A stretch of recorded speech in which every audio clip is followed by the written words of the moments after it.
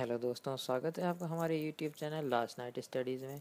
आज फिर हम आपके लिए लेके आए हैं एक रिक्रूटमेंट नोटिफिकेशन। तो जी हाँ, एनआईसी जो कि है नेशनल इंफॉर्मेटिक्स सेंटर, उसने साइंटिस्ट बी और टेक्निकल असिस्टेंट की टोटल 340 वैकेंसियाँ निकाली हैं।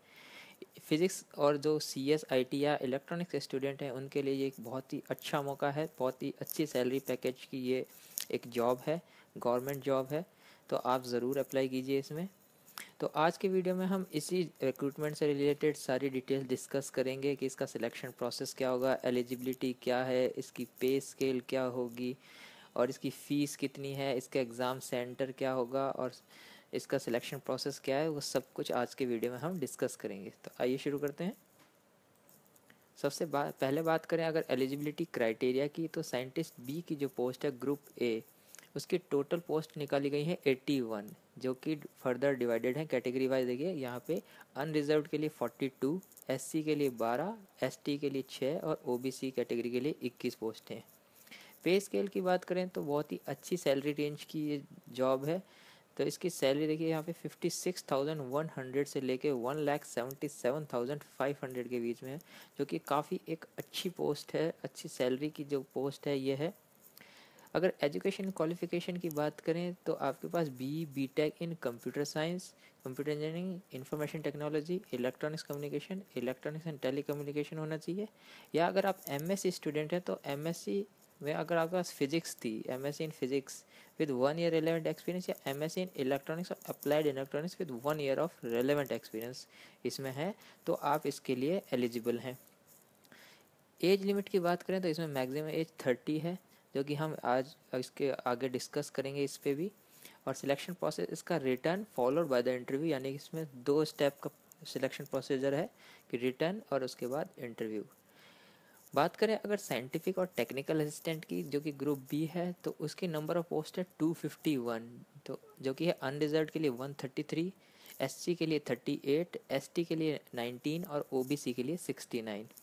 इसका सैलरी जो पैकेज है वो भी काफ़ी अच्छा है, जो कि 35,400 से 1,12,400 की रेंज में है। अगर इसकी एजुकेशन क्वालिफिकेशन की बात करें तो अगर आप एमएससी, एमएस, एमसीए, बीटेक हैं इन एनी वन और in combination of below mentioned field, अगर किसी में भी अगर आपने जैसे एमसीए किया है, एमएससी है या बीटेक हैं इन सब्जेक्ट्स के साथ, जैसे इन सब्जेक्ट्स को आपने अगर पढ़ा है, तो आप इस पोस्ट के लिए एलिजिबल हैं। इसमें भी दोस्तों अपर एज लिमिट 30 ईयर्स है और इसमें इंटरव्यू नहीं है, ये डायरेक्ट रिटर्न एग्ज़ाम की मेरिट बेस्ड पे सिलेक्शन प्रोसीजर है इसमें। बात करें अगर सिलेक्शन प्रोसेस की, तो जैसा कि अभी हमने आपको बताया कि इसमें अगर साइंटिस्ट बी पोस्ट के लिए आप अप्लाई कर रहे हैं तो उसमें रिटर्न एग्ज़ाम और उसके बाद इंटरव्यू होगा, जिसकी देखिए वेटेज ऑफ मार्क्स है 85:15 का।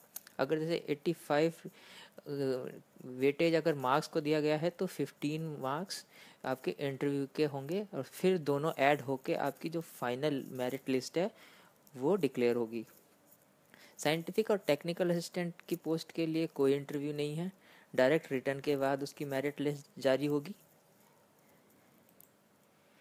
बात करें अगर एज लिमिट की, तो जैसा कि हमने आपको बताया कि दोनों ही पोस्ट के लिए अपर एज लिमिट 30 साल रखी गई है और इसमें भी एज़ पर गवर्नमेंट नॉर्म्स या रूल्स अलग अलग कैटेगरी वाइज इसमें रिलैक्सेशन है कि देखिए जैसे कि एससी एसटी के लिए 5 साल, ओबीसी के लिए 3 साल और पर्सन विद डिसेबिलिटीज़ के लिए 10 साल, और person with disabilities in SC ST category है तो उसके लिए 15 साल, और person with disabilities in OBC category के लिए 13 साल।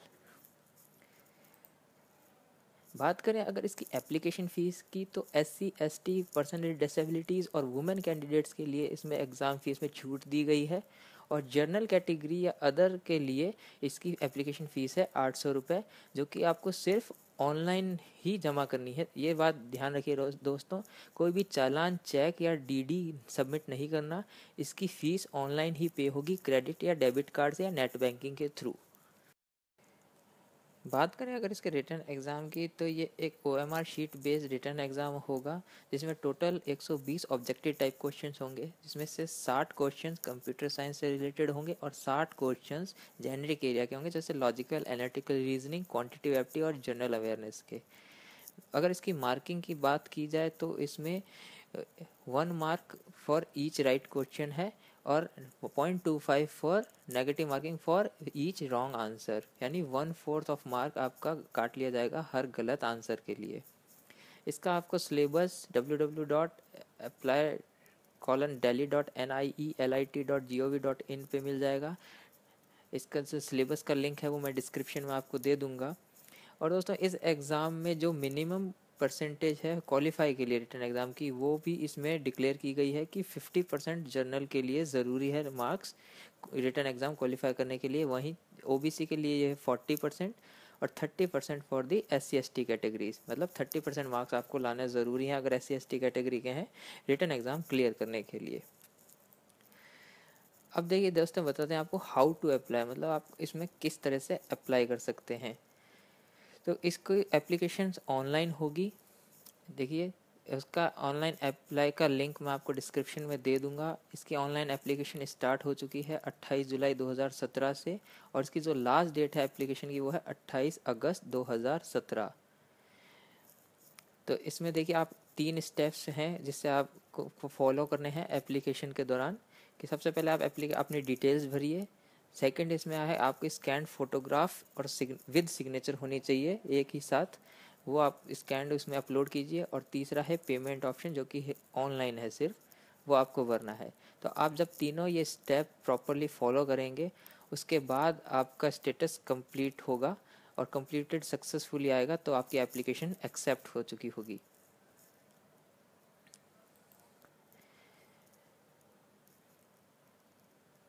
देखिए दोस्तों ये चेकलिस्ट है जिसमें आपको कुछ बातें ध्यान रखनी है अप्लाई करते वक्त। कि जब आप अप्लाई करें तो आप जैसे credit card debit card detail आपको पता होनी चाहिए जब आप अप्लाई कर रहे हैं, ताकि आप ऑनलाइन पेमेंट कर सकें। और आपके पास एक स्कैंड अपनी फ़ोटोग्राफ होनी चाहिए सिग्नेचर की, जो कि JPEG फॉर्मेट में होनी चाहिए। इस साइज़ लेस देन 50 KB, इससे बड़ा होगा तो वो एक्सेप्टेबल नहीं है। वहीं अगर आप कोई डिटेल्स मतलब डॉक्यूमेंट अटैच कर रहे हैं जैसे डेट ऑफ बर्थ का या आपकी कास्ट का या आपको एज रिलैक्सेशन या उसका SC/ST OBC या पर्सनल विद डिसेबिलिटीज़ का, तो अगर आप वो डॉक्यूमेंट आप सबमिट कर रहे हैं तो वो PDF फॉर्मेट में होना चाहिए with less than 2 MB of size. अब आप देखिए कि इसके जो रिटर्न एग्जामिनेशन सेंटर्स हैं वो क्या क्या हैं। कि देखिए आप ये 26 सेंटर्स इसके ऑल ओवर इंडिया डिक्लेयर किए गए हैं। आप इसमें से कोई भी सिलेक्ट सेंटर चूज़ कर सकते हैं आप अपनी सहूलियत के हिसाब से। कि अगरतला, अहमदाबाद, aizawl, भोपाल या जैसे भी जहाँ पर भी आप रहते हैं, जहाँ से बिलोंग करते हैं और आपका जो नियर बाय जो है सिटी, वहाँ का आप देख लीजिए कि आप वहाँ से एग्ज़ाम दे सकते हैं।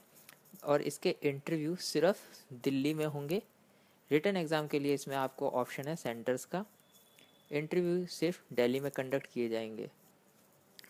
तो ये थी दोस्तों बात NIC रिक्रूटमेंट की, जो कि साइंटिफिक और टेक्निकल असिस्टेंट की पोस्ट थी उसकी।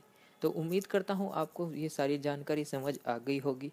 फिर भी अगर आपके कुछ सजेशंस हैं, सवाल हैं इसी रिक्रूटमेंट से लेके, तो आप कमेंट में पूछ सकते हैं। आप फेसबुक पे भी हमें फॉलो कर सकते हैं और अपने सवाल वहाँ पर भी पूछ सकते हैं। Thank you for watching our video. Subscribe to our YouTube channel last night studies.